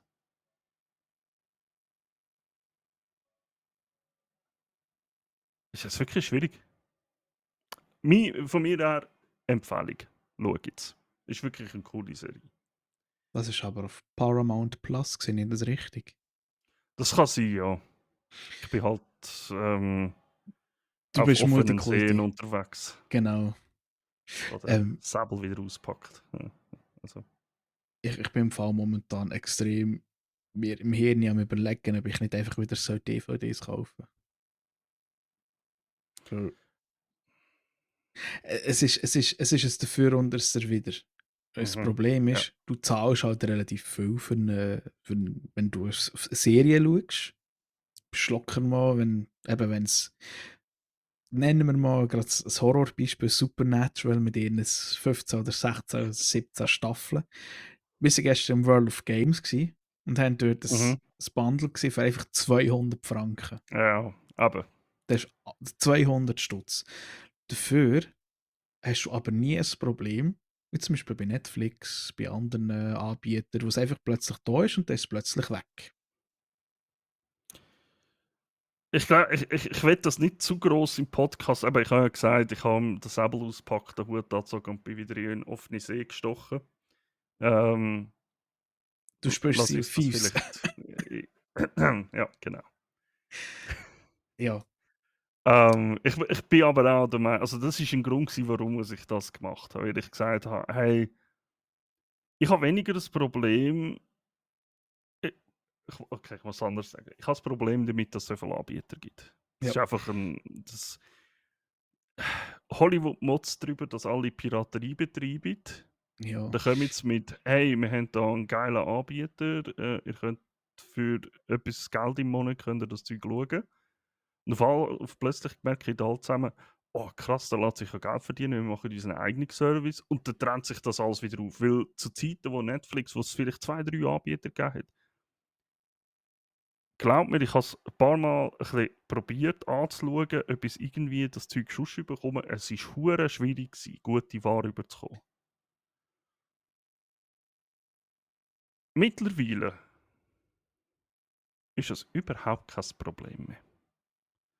Weil ja. Hollywood hat sich einfach wieder selber kaputt gemacht. Ja. Ich habe jetzt einfach eine Seite noch, wo man mal nachlesen kann, wie viel es gibt. Es gibt Netflix, es gibt Amazon Prime, es gibt Disney, es gibt Sky, dann gibt es Apple TV, es gibt Paramount. Das ist schon 6. Und es ist nicht hundertprozentig davon abgesehen, dass du nachher dann alles permanent zur Verfügung hast. Ja, und vor allem alles an einem Ort findest. Richtig, ja. Von einer Serie oder von einem Ding, das du schauen willst. Genau. Und du musst noch dazu rechnen, äh, du zahlst, das stimmt zum Beispiel auch nicht mehr, für Netflix zahlst du wie für etwa 18 Franken oder so. Nein, das ist doch mehr. Also mit 18 hast du, glaube ich, das günstigste. Oder 21 Franken oder so. Oder sagen wir einfach, du zahlst überall, machen wir einfach mal einen Querschnitt, zahlst überall 15 Franken pro Monat. Oder zwischen, Ja, das ist ja, günstig, habe ich das Gefühl. also Ja, sagen wir mal 15 Franken pro Monat. Wenn du jetzt von diesen 6, dann bist du locker pro Monat 120 Stutz los. ja, ja, Und absolut. dann bist du in einem Jahr bist du schon viel, schau ich du rechnen. Bei 1000, 10 mal 120, 2 ja, sagen wir mal einfach 120. 1500 Stutz bist du los. Ja, ja, das ist absolut. Aber darum, ich sage es ja, Ja, Hollywood macht sich einfach wieder selber kaputt genau. mit dem. Und dann musst du dir mal überlegen, 1500 Stutz, du kaufst, dem kaufst du ein paar Mal Supernatural CD und hast dafür alles immer zur Verfügung. Absolut. Ja. Und vor allem Aber, hast du es auch mal zur Verfügung, wenn du kein Internet hast. mhm. Kannst du es mitnehmen, wo du es willst. Ja, gut, musst halt den Gut, ich würde. DVD-Player auch mitnehmen. Jetzt kann man sagen, ich würde jetzt nicht wieder so eine 17 Staffelbox Supernatural irgendwie in die Ferien gehen. Also, ich Mal, weiß wieso auch nicht, nicht? aber. Kannst ein bisschen, ja. Nein, aber ich weiss, was du meinst. Ja. Ja. Ähm, ja, also ich muss glaube ich, ein bisschen den Gang einlegen. Ich bin da noch mit meiner Oh, Serie noch lange nicht durch. oh, Entschuldigung, Entschuldigung. Ja, ich bin ein Ich bisschen habe abgeschweift. ich ha, Vikings Valhalla die letzte Staffel geschaut. Mhm. Leider letzte Staffel. Ich finde das immer halt noch ein cooles Universum, Vikings oder jetzt auch Valhalla. Ähm, Im Gegenzug zu Vikings, wo ich finde, haben es mega schön abgeschlossen. Wirklich. Haben sie bei Vikings Valhalla habe ich einfach nicht schön gefunden, wie sie es fertig gemacht haben. Das ist Okay. ein sehr offenes Ende, ist mega schade. Es wär, ich hätte mir gewünscht, dass sie den Charakteren ein entsprechendes Ende geben. Weil, also zum Beispiel, das ist ja kein Geheimnis, ist ja kein Spoiler, jeder, der sich ein bisschen dafür interessiert, weiß das. Man sagt ja, der Leif Erikson ist der erste Europäer gewesen, der einen Fuß aufs amerikanische Festland gesetzt hat. Mhm. In der Serie geht es ja tatsächlich auch immer wieder ein bisschen um das, um seine Vision, Träume, die er hatte und so, wo er das Festland gesehen hat. Dass sie zum Beispiel nicht das noch reingebracht haben und gezeigt haben, wenn er das, auch wenn es nur ein kurzer, einfach so eine, ähm, ja, es müsste nicht mal mega gross ausgespielt sein oder so, sondern einfach zeigt, hey, ja, er hat jetzt die Fahrt unternommen, er war dort gewesen, fertig. Aber so, sie haben einfach, meiner Meinung nach, einfach alles offen gelassen und der Charakter hat kein schönes Ende gegeben. Das habe ich Also, mega schade gefunden. also sie gehen in dem Fall so unter dem Motto, ja, jetzt gehen wir aufs neue Land zu und der ist fertig gewesen. Nein, nicht In dem einmal so Sinne. weit. What? Also, Okay. die Idee ist schon, also für alle, die, aber ich will jetzt nicht alle Spoiler, wenn einer das noch nicht gesehen hat und unbedingt schauen will, skippet vielleicht ein bisschen nach vorne. Ähm, Die Idee, die er hat, ist immer noch, also vor allem zum Schluss, er will immer noch das Land finden. Und jetzt wirklich am Schluss ist es wirklich so sein Ziel, hey, ich will jetzt dort hin, ich brauche ein Boot, ich will jetzt das suchen, ich will das finden. Aber sie zeigen, soweit ich es jetzt noch richtig im Kopf habe, nicht einmal, wenn er abfährt oder so. Schade. Ja, aber genau das meine ich. Das finde ich richtig schade. Und auch das mit dem, wie hat er es geheißen? Äh, mit seinem Kollegen, wo er immer, also du siehst nur, wie sie sich trennen, dass er sagt, hey, ich muss jetzt das machen, und der andere sagt, ja, hey, ich muss jetzt hier bleiben, ich bin jetzt König von Norwegen, ich habe mir das jetzt erarbeitet. Jetzt kommt mir der Name gar nicht mehr in den Sinn von diesem. Auch das finde ich auch so halb unabgeschlossen. Jetzt kommt ein grosser Spoiler, also ich weiß nicht, ob ich es erzählen soll, Ulen, also Mach wenn du nur, sagst, mach hey, nur. okay, Ich habe noch nicht mal Vikings ähm, fertig geschaut. oh Gott. Jetzt wirklich 10 Sekunden vorspulen, wenn einer das nicht hören will. An einer der Protagonistinnen wird der Sohn entführt und sie zeigen nicht einmal, wie sie ihn nachher wieder findet. Man weiß einfach, sie sucht jetzt nach ihm. Und das ist der Schluss von ihrer Geschichte. Dann müssen wir sagen, hey, Spin-off. warum? Spin-off-Möglichkeiten. Nein, hör mir auf. Wow, das sind auch Nein, Spin-off-Möglichkeiten. zu wenig Material, habe ich das Gefühl. Aber ja, ich habe es schade gefunden, wie sie Valhalla jetzt beendet haben. Das Also, ist ist einfach wirklich schade. schade. Ja. Ja, aber Dafür ja. Entschuldigung, ja. bin ich richtig fucking gespannt auf die letzte Staffel von The Boys, nachdem ich die 4. Staffel geschaut habe. Holy! Please hold your horses. Ja, Weil ich habe mir gesagt, ich fange jetzt, also das August, und ich das durchsuchte. also Weil, musst du nicht stressen, es geht lang, bis die nächste Staffel kommt. gut. Aber ich sag's mal so, es geht gemächlich los. Für Boys Verhältnis geht es gemächlich los in der 4. Staffel. Und es wird immer böser. Einfach von Staffel zu Staffel am Schluss, also von Folge zu Folge, denkst du am Schluss, what the fuck? What the fuck? Holy shit! Aber das ist eben Einfach, das ist Kunst. es ist unglaublich. Und was mir tatsächlich ein bisschen zu denken gegeben Entschuldigung. hat, abgesehen von den Helden, Ja. viel von dem, was thematisiert wird, oder so Setting, erschreckend viel Parallelen zur heutigen Gesellschaft. Vor allem, was im Moment gerade in Amerika abgeht. Wo du einfach manchmal so zum Überlegen kommst, Alter, wenn es jetzt wirklich Superhelden dort gäbe. Holy Ja, 1:1 Kopie. etwa die gleiche Parallele, wie Ja. es gibt zu Idiocracy, meinst Ja. Also, Boys 4. Staffel, absolute Watch-Empfehlung. Schaut das, wenn ihr Boys geschaut habt. Wenn ihr Boys nicht geschaut habt, bekommt ihr euch ein fucking Leben in den Griff und fangt an damit. Ja, ich Ich probiere lade. es. Gib mir Mühe. So, und jetzt die letzten 3 mache ich den Schnelldurchlauf. Ich habe Rookie Staffel 6 geschaut, immer noch gleich gut. Genau die richtige Portion Humor. Ich weiß nicht, warum ich die Serie so geil finde. Einfach, sie ist einfach witzig, sie ist unterhaltsam, es ist nicht zu trocken. Es ist nicht einfach langweiliger Polizei-Content, wenn man schon denkt, käme. Es ist einfach wirklich ein bisschen, es hat auch wirklich Witz drin. Mhm. Ich habe etwas angefangen, ich habe mich noch nicht durchgerungen, die zweite Folge geschaut. Ich habe den Licious in Dungeons angefangen.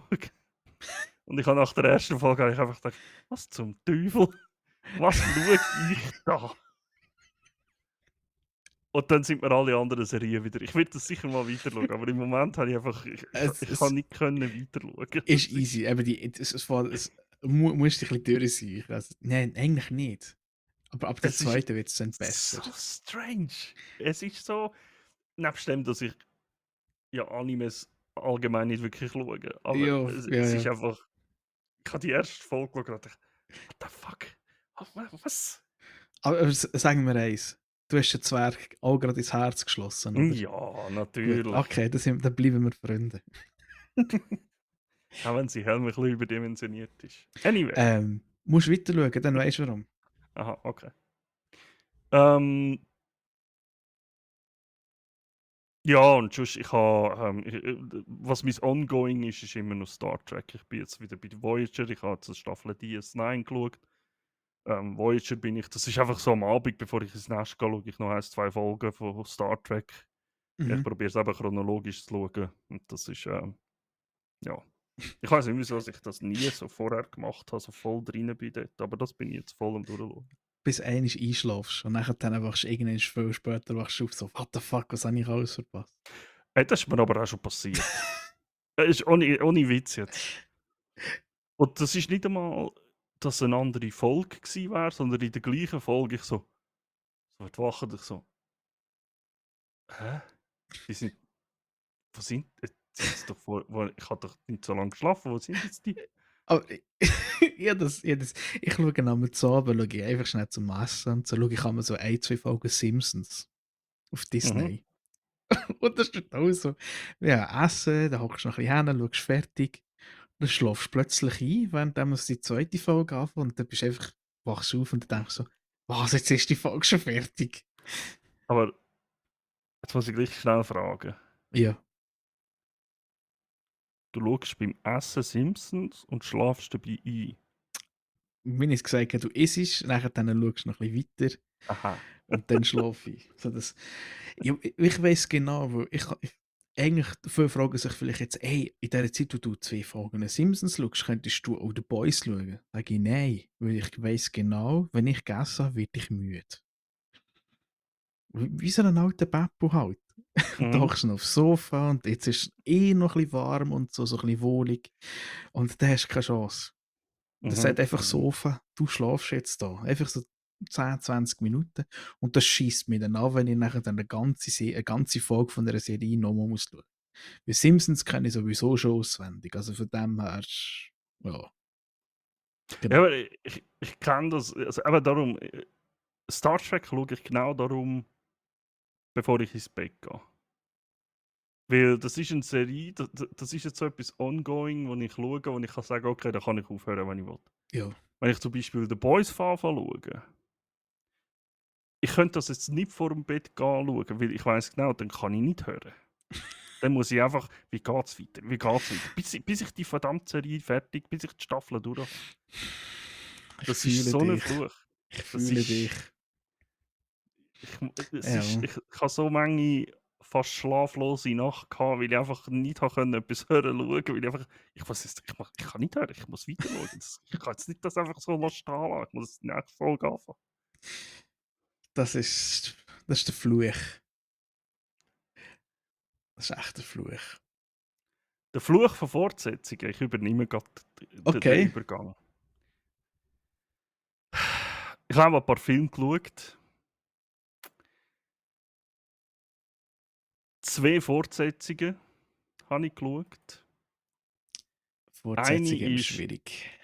überraschend und richtig gut gewesen, und die andere dürfte ich jetzt einmal auch sein lassen. Und zwar die erste, die ich geschaut habe, ist Beverly Hills Cop, Axel F., der neue Film. Der auf Netflix. Also der, Ja, was es auf Netflix gibt. genau. Der ist überraschend richtig gut gewesen. Ich hätte Okay. weniger erwartet, weil man kennt ja so Sachen, wo sie irgendwie nach 20 Jahren wieder vorgraben, so schwierig manchmal, aber Mhm. es war überraschend gut gewesen, muss ich sagen. Ich habe ihn wirklich witzig gefunden. Sie haben auch wirklich so den Witz von den alten Filmen ein bisschen übergebracht in neu. Mhm. Ähm, ja, ist ein gelungene. Ich hoffe, sie hören auch auf damit. Einfach, es wäre jetzt ein guter Abschluss, auch wenn sie sagen: «Hey, ist gut, danke, Ja. that's it.» Ähm, aber ja, also wirklich, wer Beverly Hills Cop früher gerne geschaut hat, schaut den Film. Der ist wirklich super. Okay, gut. Und der zweite, den ich jetzt zum Schluss haben müssen sagen, den ich gesehen habe, wo ich einfach müssen sagen: «Hey, nein, jetzt ist gut, jetzt darf ich wieder hören», ist Bad Boys: Ride or Die. Er ist meiner Meinung nach besser als der Vorgänger. Sie haben ja vor ein paar Jahren schon mal, also sie haben ja jetzt mittlerweile, glaube ich, wieder 3 gebracht, glaube ich, oder so sind sie. Ja, Oder sind es 2 gewesen? Ich weiß die nicht sind mehr. doch ziemlich schnell nacheinander gekommen, die Filme, oder nicht? Ja, genau. Also ich finde ihn besser als der vorherige. Er setzt auch die Geschichte fort. Aber jetzt sind sie so an einem Punkt, wo wir sagen: «Okay, jetzt done, jetzt könnt ihr aufhören. Ist fertig, danke, wir haben es abgeschlossen. Muss nicht mehr weitergehen. Es ist gut, wie es ist.» Es ist immer noch an und für sich unterhaltsamer Actionstreifen halt, aber eben, irgendwo hat es dann einfach so einen Punkt, wo man sagen: «Ja, You have seen this ist okay.» shit. Genau. Ähm, dann habe ich einen geschaut, da habe ich tatsächlich ein bisschen gewartet drauf, weil der, aus welchen Gründen auch immer, mega verspätet auf Deutsch gekommen ist. The Ministry of Ungentlemanly Warfare. Ist das der mit dem Henry Cavill? Yes. Nichts sagen, den wollte Henry ich noch Cavill schauen. mit dem Der, wo Alex, der, oder wenn Adam Richardson, glaube ich, der Reacher-Schauspieler. das ist einfach zwei Klötze schon mal. Und ich sage jetzt nicht, wer auch noch vorkommt, weil dort habe ich gedacht: «What? Okay.» Sparen wir uns den Ich, auf für die nächste Folge.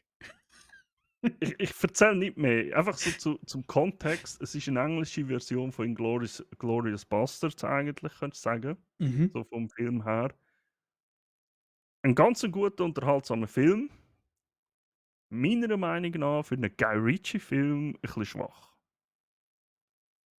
Was hat denn der schon noch gemacht, der Guy Ritchie? Bestes Beispiel «The Gentleman». Das ist vom, ja, haben wir es noch gedacht, das ist sicherlich von Mhm. dem. Weil Gentleman, der ist eben noch auf meiner Liste. Es Der ist, ist, das ist einer von meinen richtigen Favoritenfilmen. Also, wenn ich so richtig Bock habe auf so eine Gangster, neuzeitliche Gangster-Shit und so, dann schaue ich «The Gentleman». Das ist so richtig geil. So. Einfach Charlie Hunnam, so eine geile Rolle. So, «Put the phone on on the the ground.» ground. Ja, das ist schon geil. Ah, ich sehe gerade, der hat auch Sherlock Holmes gemacht, hä? Mhm, Krass. mhm. Ja. Bin eben dran grad schnell am Güggeln. Sonst wirklich super Film. Guy Ritchie, also das ist ein Name, wo kannst sagen, hey, wenn der einen Film bringt, das ist etwas, wo man kann schauen kann. Da muss ich sagen, kann man schauen, aber für einen Guy Ritchie-Film finde ich ihn ein bisschen, ja, ein bisschen schwach. Irgendwie. Er hat auch Aber ist Aladdin unterhaltsam. gemacht. Okay. Ja, bin ja, habe ich das letzte Mal mal gesehen. Und ich dachte, okay, habe ich gewusst. Okay. Aber du, warum nicht? Ja. Ich bin immer offen für so Zeugs. Vor allem eben irgendwie, wie du auch sagst, so Gangsterfilme finde ich mega geil. Mhm. Also, zwei von meinen Lieblingsfilmen, was das angeht, eben The Gentleman und The Irishman. The Irishman ist einfach, das schlägt für mich sogar der Pate und so. Ohne Hey, Scheiß. das ist doch da auch etwa 4 Stunden geht, gell? Ja, der geht hure lang, ja, ja. Aber das ist so ein guter Film. Ich muss ich tatsächlich wieder mal schauen, habe schon lange nicht mehr gesehen. Warte schnell, wie hat der geheißen mit dem Denzel Washington? Ist das der American Gangster gewesen? Ja, den wollte ich als nächstes schauen. Den haben wir jetzt Der geschaut. ist auch nicht Geht schlecht. aber auch irgendwie 2 bis 3 Stunden, irgendwie fast. Ja. Ich habe ihn nämlich mal, ich habe so mal um 11 Uhr am Abend habe ich gedacht, ach komm, ich fahre jetzt den an. Nein, mein Media Player zeigt mir an, wenn der Ja. fertig ist, dann ist gestanden, endet um 2 Uhr irgendwas. Ich so, oh, ja, dann fangen wir den, glaube ich, nicht mehr an. Ich weiß nicht, der Denzel Washington ist irgendwie so ein Schauspieler, irgendwie sehe ich ihn gern, irgendwie finde ich ihn sympathisch, aber er hat immer so, in diesen Filmen immer so das Gleiche, so einfach so der Badass-Typ, wo ich muss sagen, Mhm. so, okay, Ja. gut, ja, sagen wir mal Equalizer. Ja. Aber der letzte war super, gewesen, muss ich Ich, sagen. ich habe nur den ersten gesehen im Moment. Der zweite und der dritte Oh, muss ich dann noch nachziehen. ja. Dann habe ich einen geschaut, da haben wir das letzte Mal drüber geredet. 47 Ronin. Ich habe einfach irgendwie, der Decor hat mir auch geschrieben, er hat jetzt mal geschaut. Noch hast. Ja, Und ich habe jetzt einfach noch wieder schauen. Ich habe das schon so lange nicht mehr gesehen. Und es ist einfach ein richtig guter Film und einer von den wenigen Filmen, wo ich am Schluss wirklich so ein bisschen gekämpft habe, wieder fast das Tränchen müssen verdrücken, so ganz am Ende. So. ich weiß, den Oh. Schluss weiß ich jetzt auch nicht mehr, aber ich weiß, mir bleibt immer noch im Kopf die erste Szene, wo sie auf die Jagd gehen, wie schön die Bilder sind. Mhm. Mhm. So richtig farbenfroh und das ist etwas, das ist mir geblieben. Das ist Ja. immer ein gutes Zeichen, wenn er irgend so ein Scheiß von einem Film bleibt. Und das ist einfach, that's it gewesen. Und dann bin ich noch ein bisschen mehr zurück. Ein richtiger Retro-Action-Streifen und haben wir Born to Die reingezogen wieder mal. Mit dem Jet Li und dem DMX. Born to Gottes Willen. Das ist. Wow, ich suche immer nur Romeo Must Die und so. Ich werde die wieder mal schauen. Romeo Must Die, aber Born to Die habe ich jetzt. Mhm. Aber ich finde die alten Jet Li-Filme einfach, das ist einfach Gold. Das ist. Ich schaue das so gern. Sein Kampfstil ist so geil. Ich habe jetzt im Kopf einfach so einen kleinen Kampfjet, wo man fliegt. Ein Jetli, weißt du? Das Jet Li. Nicht ganz. Nicht ganz. Ich bin das mal leider auch ein bisschen aufgrund eben von Sommer und Schaffen und so auch relativ wenig zu Filmen gekommen. Wir haben aber äh, einen Film geschaut und wir haben einfach gesagt, nein, jetzt brauchen wir irgendetwas Dummes. Und wir haben einfach fucking Shrek 2 geschaut. Der Film ist einfach auch, ich weiß nicht, der erste ist super, der zweite ist auch super, der dritte finde ich den relativ schwach. Und die restlichen haben wir noch nicht gesehen. Was mich darauf bringt, ich muss unbedingt mal Puss and Boots schauen. Den habe ich auch nie geschaut, ja, voll. Ja. Weil es sagen so viel, der letzte, der von ihm rausgekommen ist, sei mega gut, sei mega spannend gemacht. Und Mhm. genau. Ja, und eigentlich kann ich noch einen anderen Film schauen, der ist jetzt aber erst gestern angekommen. weil den findest du eben nie, also habe ich nie gefunden auf einem Ding. Und der kommt dann auch bei der nächsten Review. Und ich glaube, jetzt haben wir schon 3 Filme, die wir dann auch beim nächsten Review können diskutieren drüber. Über den einen, den wir vorher schnell diskutiert haben, da bin ich gespannt, weil den sehe ich morgen. Deadpool 3. Du hast ihn ja schon gesehen, gell? Oh, wir sind am 1. August schauen. Hey, ich habe. Ich tue einfach schnell, ich tue nie, es ist kein Ja, ja, Spoiler mach oder nur. so, nichts drin natürlich, genau aus dem Grund, weil der gerade im Kino läuft, aber erstens mal einfach der Fakt, dass fucking endlich, nach so vielen Jahren, die zwei Charaktere endlich mal in diesen verdammten Film gleichzeitig, sie haben es einfach mal geschafft, Deadpool und Wolverine. Es ist, oh, einfach ein Fest an Easter Eggs und Seitenhieb gegen Disney und all anderen, wo du kannst denken. Also, Das ist eben auch das, was ich gehört habe. es ist so geil zu. Ich sage, wir sind ja so. Ich habe schon lange nicht mehr so häufig gelacht im Kino wie in dem Film. Und einfach so Oh, bin ich und manchmal gespannt. hockst du einfach auch nur und denkst, Alter, wirklich, haben sie das wirklich gemacht? Hat er das wirklich gesagt? Aber es ist so geil. ich, laut den Infos hat ja er auf seine Gage verzichtet, der Ryan Ja, Reynolds, damit sie haben können den Film machen. Ich wollte ja. nicht wissen, was sie mit dem alles geschmiert und gezahlt haben. Ich sag nur das. Ich glaube, mit dem haben sie einfach das Intro von dem Film gezahlt. Du, wenn du es gesehen hast, weißt du Oh wieso. Gottes Willen. Es ist meiner Meinung nach eines der geilsten Intro zu einem Film, wo ich schon lange, also seit ewig. Also, wenn der Film anfängt. Ich bin gespannt auf morgen. Ich bin echt gespannt auf Und morgen. ein Auftritt von einem Charakter, den ich nicht erwartet hätte. Also, was heisst einer? Es hat einige gehabt, die ich nicht erwartet habe. Aber einer hat mir fast meine Hose ein bisschen enger gemacht, kurz. Und nein, es geht, um jetzt allen den Wind aus den Segeln zu nehmen, es ist nicht ein weiblicher Charakter.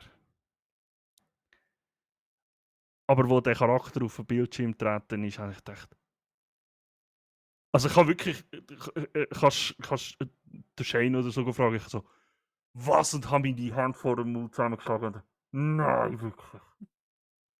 Ich bin Okay, voll hin und weg gewesen, weil ich okay. nie im Leben gedacht habe, dass das passiert. Aber Bin ich gespannt. Bin ich ja, mega gespannt. also viel Spaß bei dem Film, ey. Das ist. Ah, ich glaube, ich muss nachher schauen, ob ich den noch schauen kann. Dann, Genial. dann würde ich noch aufs kleinste Thema zu sprechen kommen, wo wir, glaube ich, diesen Monat haben. Games. Was hast du so gespielt diesen Monat? Ähm, ja, genau.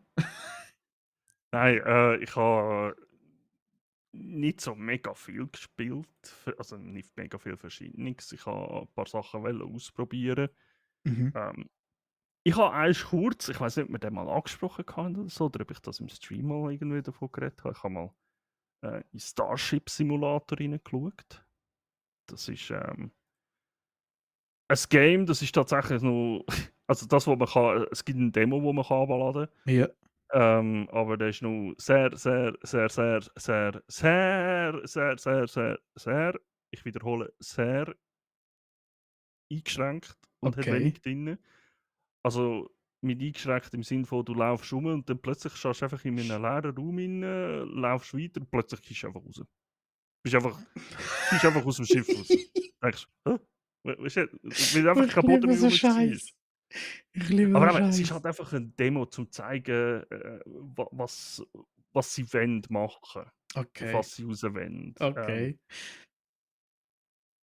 Die Idee finde ich gut, ich bin gespannt. Ich bin am Verfolgen. Hat kein Release-Datum, nichts. Also keine Ahnung wann oder wie oder überhaupt, Mhm. dass der kommt. Ja, Pax Day haben wir ein bisschen gespielt. ich habe Medieval Dynasty mal angeschaut. Das ist so ein bisschen, ich sage jetzt mal, verglichen mit Pax Day. Pax Day ist halt gross MMO, alle auf Server und so. Medieval Dynasty Singleplayer mit Story und so. Ein bisschen. Ist cool gemacht, an und für sich. So für Singleplayer vor allem. Kannst du ein bisschen etwas machen, hast ein bisschen Aufträge und so. Es geht halt wirklich mehr darum, deine Dynastie halt zu entwickeln. Genau, ja. Sprich, das Dörfli gründen, Frauen eine Frau flachlegen. finden, ja genau, eigentlich halt wirklich deine Dynastie, also Nachkommen zeugen und weiss ich Genau. was und drum und dran. Aber dort sollte es Da eigentlich auch dann irgendwann schon einen Multiplayer geben, so wie es mir ist, aber gibt's, es gibt einen Coop, der ist auch schon draussen. Ich kann da aber nicht selber viel sagen. Der Decor aber hat ihn ein bisschen angeschaut, mhm, hat er gesagt. Ich weiß es nicht mehr. Also er hat gesagt, es sei nicht so. Du, du kannst zwar, du spielst zwar miteinander, zu mhm, vierte, mhm. aber äh, es ist eigentlich trotzdem jeder auf sich selber gestellt. Also jeder muss Aha, trotzdem halt wow. seine Familie bauen, sein Dorf verwalten. Also du kannst nicht Ja, zusammen ein Dorf leiten in dem Sinn, oder so. anscheinend nicht, so wie er es Schade, mir gesagt schade. hat, ja. Ich habe es jetzt Hätte ich selber jetzt nie noch gesehen. angeschaut, den Multiplayer. Ja, Hätte ich ja jetzt wirklich, noch wenn du gesehen. zusammen etwas hast können aufbauen, wäre es vielleicht noch cool gewesen. Ja. Obwohl es halt eben nur so eine 4-Spieler-Koop, glaube ich, ist. Maximal. Und dann habe ich jetzt ein bisschen angefangen, WoW zu zocken. Ein bisschen den Abschluss vom Dragonflight und so. Ein bisschen, einfach zum wieder ein bisschen reinkommen, weil Mhm. ich ja will, ins Add-on starten im August oder Ende August. Ins War Within wird reingehen. Und einfach so ein bisschen Geschichten nachgeholt. Ähm, Finde ich cool. Also, aber die Story, WoW ist immer noch, ich finde die mega interessant, was sie jetzt gerade mit Dragonflight gemacht haben. Auch The War Within, wie es dann weitergeht. Ähm, Bin ich gespannt. Weil ich Okay. spiele WoW halt wirklich mittlerweile einfach nur noch wegen der Story. Wenn ich mit irgendjemandem zocke, umso besser, wenn jemand mitspielt. Zusammen ist immer cooler. Aber mir geht es nicht ums Raiden und Gear farmen und weiss nicht was. Das mag ich nicht mehr. Mir geht es wirklich um Geschichte. Ja, Und die finde ich immer noch gut. das ist doch schön. Ja, Hast du auch dafür. etwas gespielt? Ich, ja. Ja, ja, das Gegenstück von World of Warcraft gespielt, in dem Sinn. Also auch als MMO. Viele Spieler wechseln zu dem, wenn es dort ein neues Add-on gibt. Und wenn dort das Add-on ausgelutscht ist, gehen sie wieder zurück auf World of Warcraft. Darf ich raten? Ja, Okay, nein, jetzt könnte man gerade zwei sein. Entweder Guild Wars, aber ich glaube, bei dir ist es eher Teso. weder noch. Ah, was? Es ist Final Okay, fein. Fantasy Ja, XIV. ich jetzt gerade sagen. Ich will jetzt gerade ins Inko, das dritte Final Fantasy. Ja. Genau. Nein, ich habe mit einem Kollegen zusammen, mit dem, wo ich Baldur's Gate 3 durchgespielt habe, durchgesuchtet habe. Nachdem Mhm. wir fertig waren, haben wir gedacht, hey, was spielen wir noch? Was gibt es noch? Was könnten wir? Dann haben wir angefangen mit Divinity Original Sin. Haben wir noch einmal anfangen. Haben dann aber beide gesagt, hey, ja, ich weiß nicht, das ist so ein bisschen. Dann ist er mit der Idee gekommen, hey, es kommt ja das neues Add-on raus. Also ist jetzt schon draussen. Dawn Trail heisst das von Final Fantasy XIV. Und jetzt haben wir zuerst mal der letzte, das letzte Add-on fertig gespielt, Endwalker, weil eigentlich so die Hauptgeschichte, die erste, so mal ein bisschen finalisiert, sagen wir es mal so. Mhm. Und das haben wir durchgespielt gehabt. Wir spielen halt einfach jeden Mittwoch oder je nachdem am Sonntag, von dem her kommen wir ein bisschen langsamer vorwärts. Aber ja, das ist eigentlich auch viel Story. Final Fantasy XIV hat auch eigentlich eine geile Story, wenn du von Anfang bis Schluss schaust. Was halt mich ein bisschen gestresst hat, ist, vor allem bei Final Fantasy, du hast so viele Nebengeschichten, die mich persönlich null interessiert haben, dass ich relativ viel skippt habe. Bei zwei Sachen bin ich noch ein bisschen am Nachschauen. weil wir ja wie letztes Advent reinkommen.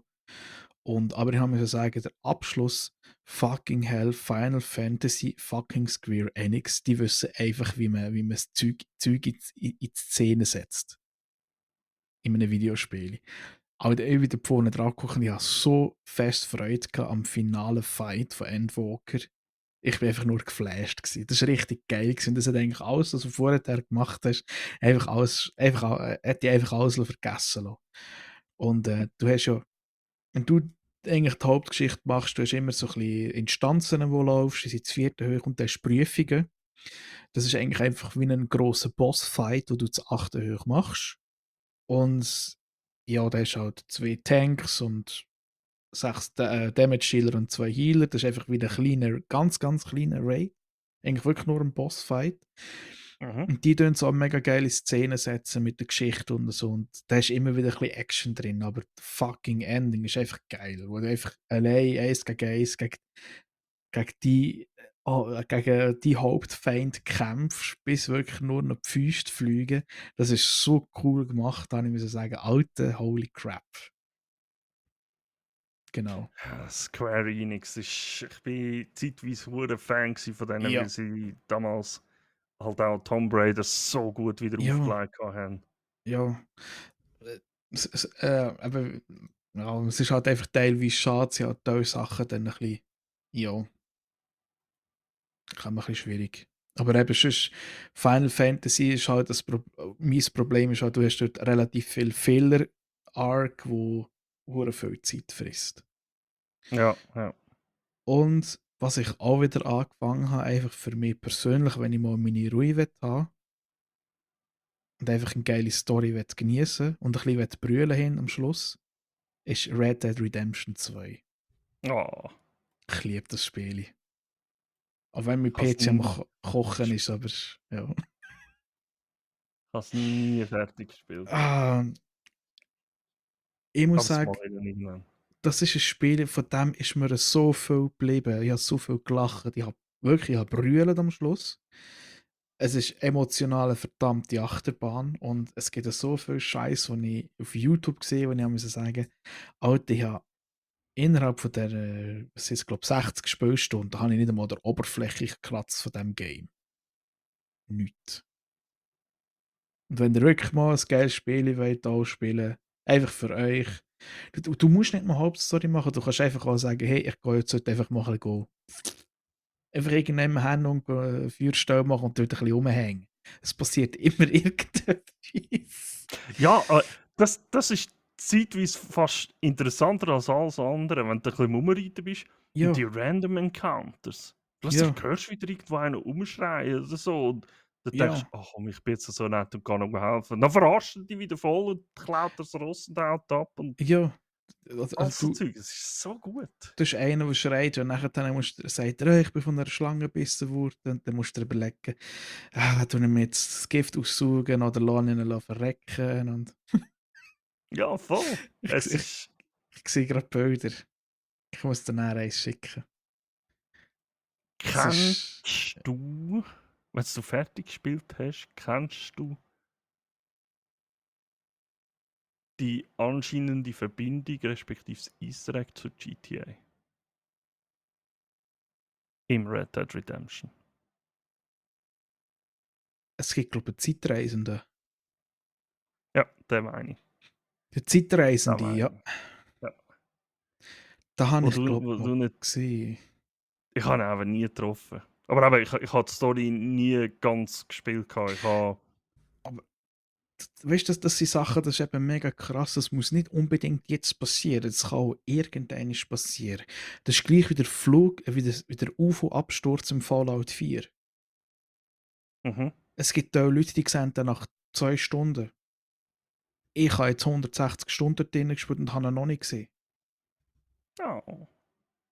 Ja, ich warte immer noch darauf, dass das UFO abstürzt.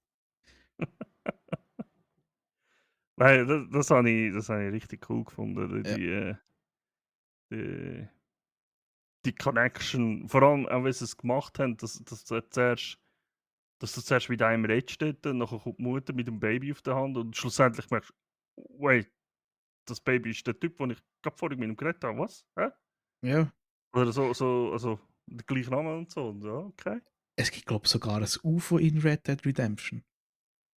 An einem bestimmten Ort, wenn du dort in der Hütte innen wartest, fliegt das UFO drüber, glaube ich. Aber das habe ich bis jetzt Okay, von eigentlich immer in dem einem habe ich Video noch nicht gesehen. gehört. Eben, Von dem habe ich. Ja, gut.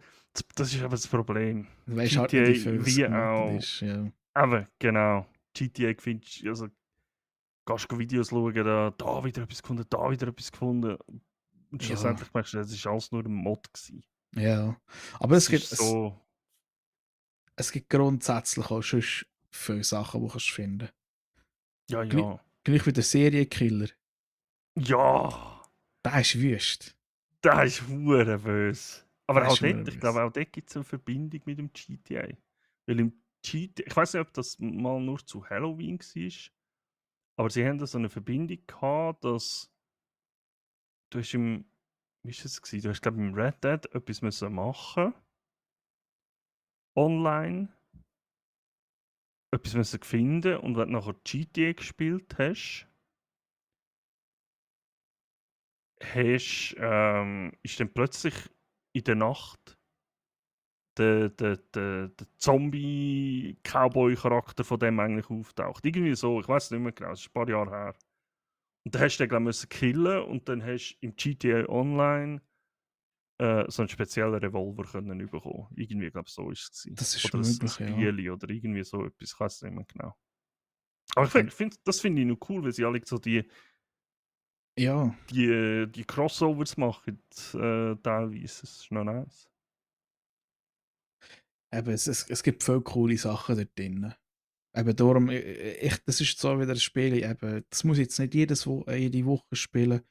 Da tue ich mir immer so ein bisschen, immer mal ein bisschen Zeit, 2, 3 Stunden, gebe mir das, mache dort ein bisschen etwas, ja, Creme.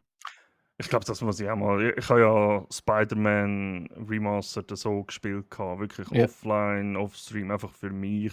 Ich glaube, das muss ich mit Red Dead auch so machen, weil ich es damals im Stream wollte spielen. ja, es ist Und schwierig. das, ja, genau. Aber eigentlich eben, müsstest du halt wirklich alles irgendwie ausschalten. Also du kannst es eigentlich schon spielen. Es braucht halt einfach tendenziell mega viel Konzentration, wenn du irgendetwas Mhm. machen willst. Aber eben das Geile ist halt, du hast noch nie so viele Zufallssachen, die passieren wie dort. Ja, voll. Absolut. Ich meine, zum Beispiel einer der geilsten Clips von mir ist dort, wo ich einfach irgendjemand hinreite und da ist ein Typ, wo also immer Ross rumspielt und sagt, es soll still haben und dann willst du ihm helfen und dann kommt sie gegen die Fressen über und er ist tot. Ja, genau. Ja. Was solches Zeug. Ah, Hey, wir sind ja fast pünktlich für tatsächlich. die andere halbe Stunde. Ich Oh finde es aber Gott. krass, wenn wir trotzdem, obwohl wir immer so, jetzt haben wir schon 2 Folgen oder so, haben wir am Anfang gesagt, ja, wir haben nicht so viel, ich glaube, ja, und trotzdem jedes Mal irgendwie 1,5 Stunden. Mögen wir irgendwie fühlen. Das ist Das ist krass, es so, ja. krass. Ja, hast du noch etwas? Nein, außer dass ihr mal auf den Social Medias könnt vorbeischauen könnt. Wir sind Genau. auf Instagram, wir sind auf Twitch. So Ja, und am lang besten gebraucht. einfach auf Genau. www.brotkasten.ch. Dort sind alle Links drin. Einerseits zu allen Plattformen, wo ihr den Podcast könnt hören könnt, wenn ihr es noch nicht. Gut, wenn ihr jetzt am Hören sind, habt ihr eine Plattform gefunden, wo ihr. Ist ein bisschen. Ja, egal. Ähm, aber auch die Links zu unseren Links, ich sag's mal so, sind da drin, wo ihr uns sonst findet. Ich weiß nicht, ob du fährst jetzt wieder auf ein Streamen? Oder? Ja, wahrscheinlich fange ich morgen am Morgen meinen ersten gemütlichen Stream an, um zu schauen, ob alles noch funktioniert, so wie es sollte. Ich habe ein paar Mhm. Einstellungen gemacht zum Testen. Und dann werde ich eigentlich ab nächster Woche, also ab dem 5. August, werde ich dann wieder regelmäßig anfangen zu streamen. Genau. Ja. Ja. Ja, mich sehen ihr erst irgendwie ab dem Wochenende vom 23. August an, irgendwann dann wieder. In der Zwischenzeit gibt es von mir vielleicht irgendein dummes Instagram-Bild, Du bist so ein oder? dummer Sieg, Mann. Der Wolverine hat auch gerne Sonnenblumen. Und ich Ja, glaube, mit diesen Worten entlassen wir euch in die neue Woche. Also, falls ihr das am Montag schon hört, was genau, natürlich ja. nice wäre. Ja, habt einen guten Tag, Abend, schlaft gut, kommt gut in den neuen Tag, startet gut in die neue Woche. Genau. Bleibt Fröhliches Hanukkah. feucht an diesen heißen Tagen. Klingt falsch, aber Ja, trinkt genug, wollte ich wollte sagen. genau. Und ja, man sieht sich, hört sich, schreibt sich, was auch immer. Genau. Bis zum nächsten Mal. Bis zum nächsten Mal. Ciao, ciao. Tschüss. Tschüss, kleiner Wichser.